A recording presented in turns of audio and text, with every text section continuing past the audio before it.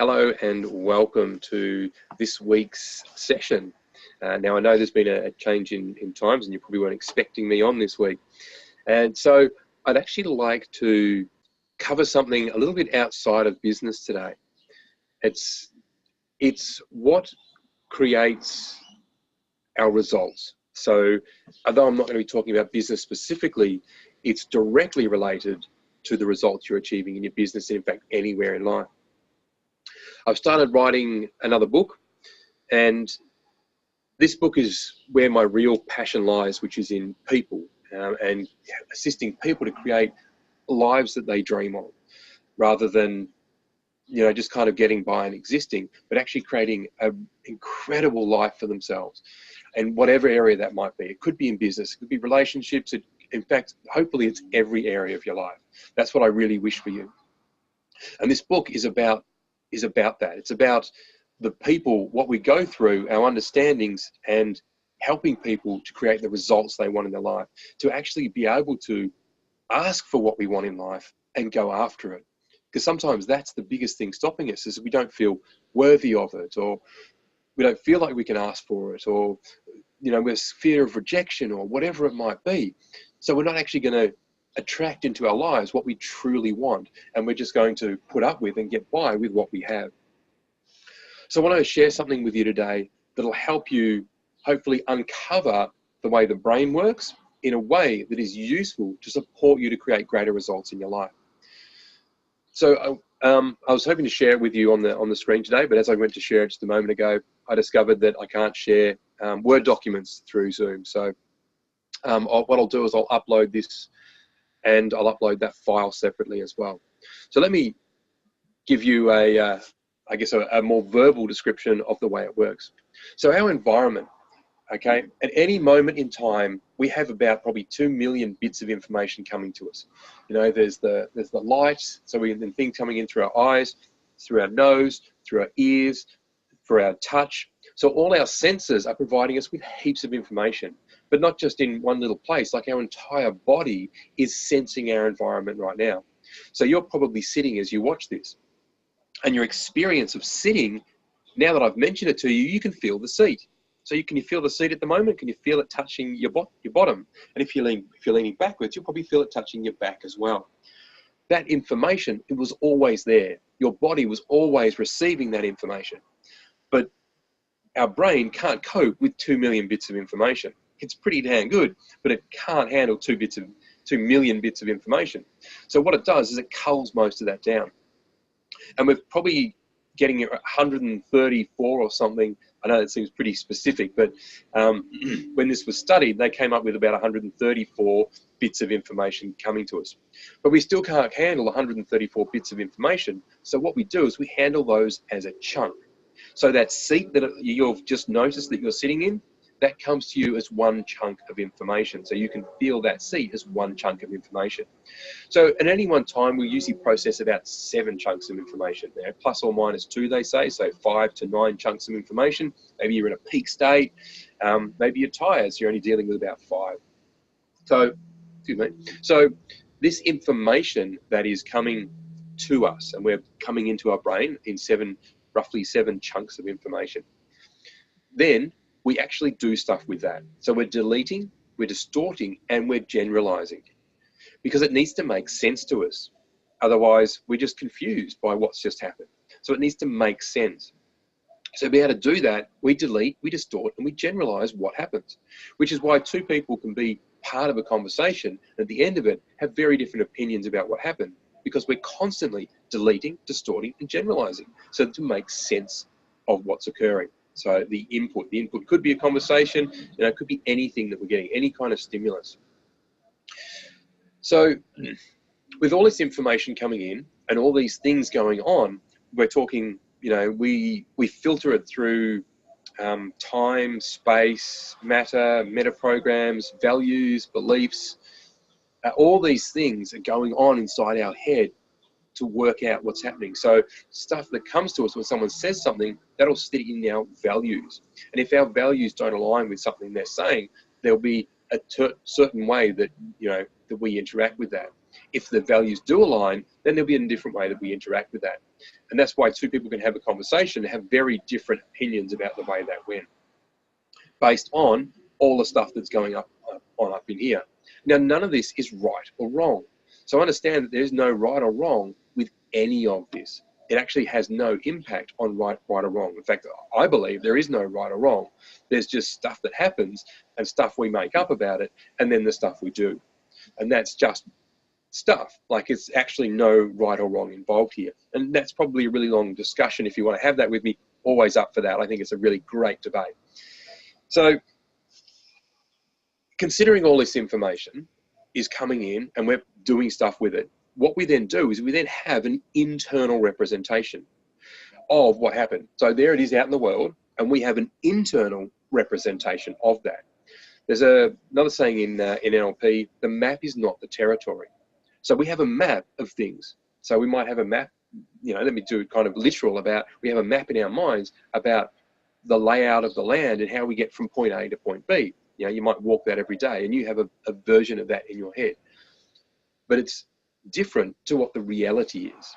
So there'll be sticks in the way that aren't in your mind, etc., things like that. So there's a difference between how we experience something and how that something really is. Another way of saying that is, we don't see the world as it is, we see the world as we are. So not as the world as it is, the world as we are. So how we are determines how we experience the world. So with all this going on, this internal representation then determines our state. So if we're excited about something, we're going to get physically excited. If we're upset about something, we could get sad about it, we could get angry about it, whatever it is. That internal representation that is a result of the external stimulus that we've then deleted, distorted, and generalized, we have then created an internal representation that creates our state. It is our state that creates our behavior. If we're angry, we'll behave in an angry way. If we're excited, we'll behave in an excited way. So how is this useful to you? Well, our state creates our behaviors. So if you want to create a certain outcome, your state will determine the outcome. So if we're angry, we might fight. If we're happy, we might joke around. If we're determined or focused, we might be going somewhere. So our state determines our behavior, which creates our outcomes or our results. So it's really important that we start to control the way we're generating our own state, our own way of being, which is also why I know that the fastest way to create change in any environment, anywhere, is to change your way of being. Just be different. If you're angry and it's not working, stop it, take a breath, change your state, and create a different outcome, because you can't create the same outcome when you're being a different way. It's like someone said to me, "Oh, how do I write the perfect letter for, X situation?" I said, "Well, what do you want to get across to them? What sort of, in a way of being, do you want to express love, kindness, generosity? What is it you want to express? Great, get into that state and then just write the letter. You'll write the letter perfect to that state or that way of being." This goes for any environment. You're having an interaction with someone's sad and upset. What do you want them to experience? Love. Great. Come from your heart space and express that to them. They'll do whatever they do, and it's up to us, if we want to get them to that place, is to stay in that space ourselves.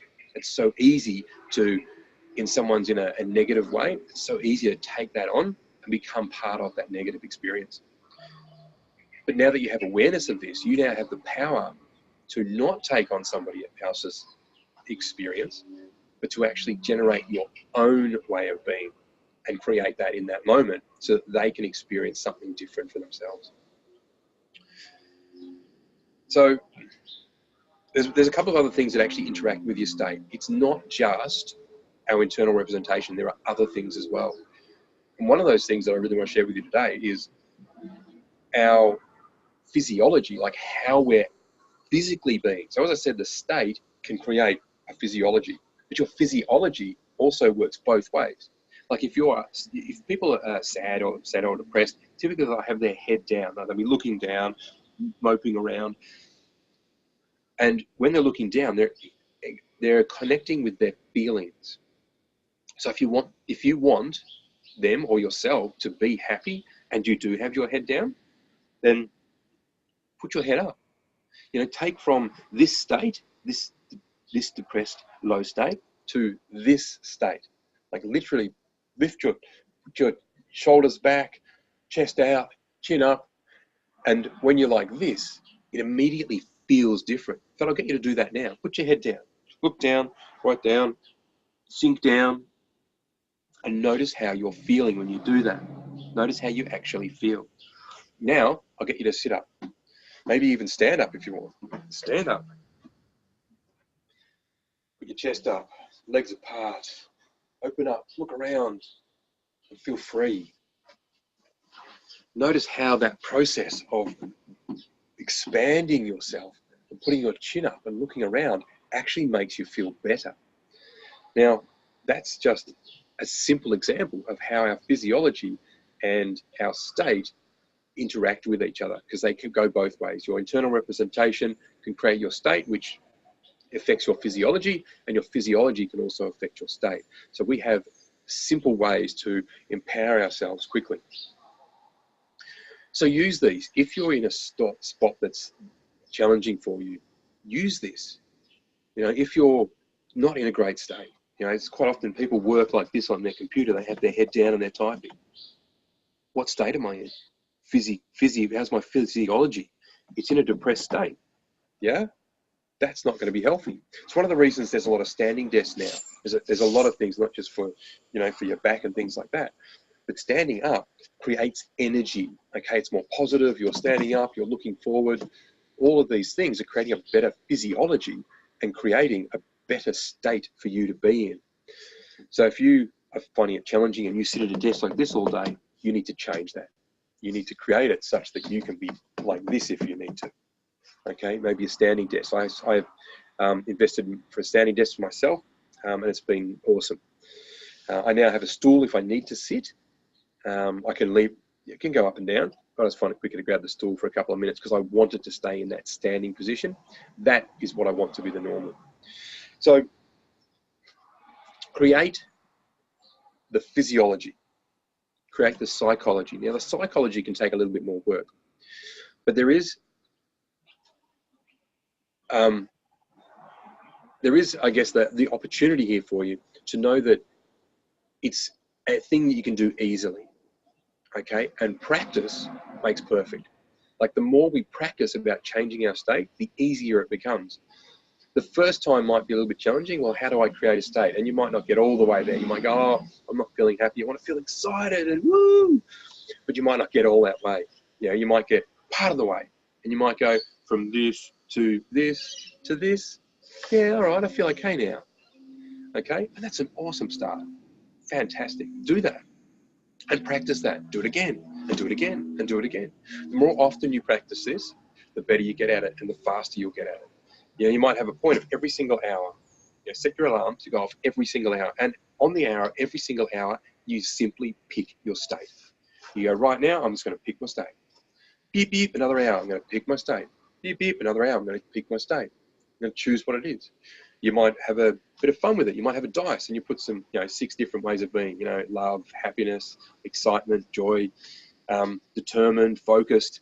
Maybe you've got one for when you need to be on, right? And you can still have fun with it. Like when you've got work to get done, you can still have one, focused, determined, and have words that are like that are great for you to empower you to go forward. It could be empowered. It could be anything. And just roll the dice and say, well, what does it roll up on? Oh, it rolls up on focused. Excellent. I'm going to be focused right now. How do I stand when I'm focused? How do I stand? What does that look like? And then choose that, and then choose your state and go for it. So that then at any moment, you have a brand new skill to pick how you're going to be in any moment, anywhere. And the more you practice this, the easier it becomes. It comes to the point where, for myself, I can just, basically click my fingers and change my state. You've seen me, as I've presented today, hopefully you've seen me kind of changing my state. So I can just choose my state. Now, the practice of it is really good because it keeps it conscious as well. One of the one of the reasons we have the results we do in life is because we unconsciously live our lives. You know, most of it's not at the foreground.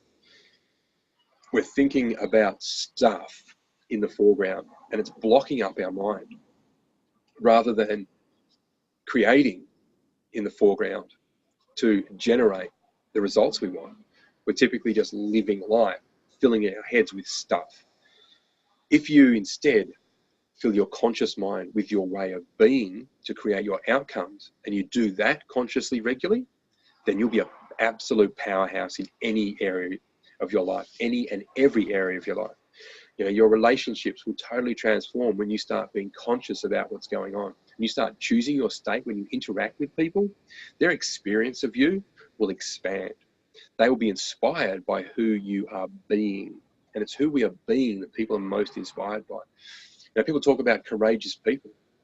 It's not what they did, it's what they were doing. It's who they were being. They were being courageous in that moment. Okay, so a lot of them say, I didn't even think about it. I went and I just did it. Whatever that courageous thing was. And the interesting thing is we don't need courage. While we're talking about courage, we don't need courage until we're in that thing. So courage won't show up. If there's something that you need to be courageous for, don't expect courage to be there until you do it. Because standing back thinking about it, there's no need for courage. There's just the feeling or the experience of the fear for it. You need to step into it to experience that courage. Okay, you need to step in. And the further you step in, the more courage shows up. So courage is there. You've got heaps of it. You just need to step into whatever that is. So if there's something that needs your courage, step into it and the courage will show up for you. That doesn't mean you still can't experience some fear about it while you're there, but understand that the courage won't be there until you step into it. So step into anything that needs your courage. Okay, so that's been a kind of intense process. I'm just going to finish it off now for you. I'm not going to make this a long extended session. I'm going to give you this as a piece that you can study and maybe listen to it twice. That might be more useful to you than me talking for a whole hour, because we've talked about some pretty intense content here. So let me cover again. We've got all this information coming in. So everything that we're experiencing in life, we're experiencing it through our own filters, distortions, and generalizations. So it's not real as we experience it. We're experiencing it as we are. So we have the ability to now start to change that, think about it, and alter the way that we experience our world. So all this information comes in. We create an internal representation of it that is our own distorted, generalized version of what happened. We then create a state inside ourselves that creates our behavior. We can override all of that. Okay, all that stuff that goes on, we have the ability to consciously override it. That's right. So something happens, we create the representation, which creates our state, and then we create our behavior. But consciously, we can choose otherwise at any point. As the conversation goes to create our state, we can go, I don't want that to be the state. That's not a powerful way of being. I want to create a different result. I want to create an inspirational result. I want to be powerful in this moment. Not fearful, scared, or anything else. I want to be powerful right now. And you get to choose that consciously and be that. And who you're being, your behavior from who you're being will create your result. So as a quick tip, once again, change your physiology. If you need some support in creating your way of being, change your physiology to be that. If it needs to be loving, then maybe, hand on the heart so that you can connect with that love, that real love way of being. If it needs to be strong, then maybe stand, with your, strong stance. I don't know what it is for you, but understand that your physiology is determining your state as much as the experiences around you are creating it for you on a subconscious level as well. So consciously choose your state, create the physiology to support that, and be powerful in your life to create whatever outcomes you desire. Because I know that anything and everything is available in your life. When you start creating, being loving, caring, and generous in your relationships, you will have amazing relationships. When you start being focused, powerful, and intentional in your business dealings, you will have enormous results there as well. So whatever area of your life, think consciously about who you want to be in that moment to create the results that you truly desire, and have an extraordinary time doing that, because I know it's a heap of fun to do. This has been Ross for Fan the Flame today, and I really look forward to catching up with you guys again soon. If you've got feedback on what I've shared with you today, please do share that. Drop that in below, and as I said, I'll upload the visual representation of what I spoke about today as well. Thanks a lot. Look forward to catching up soon. Bye.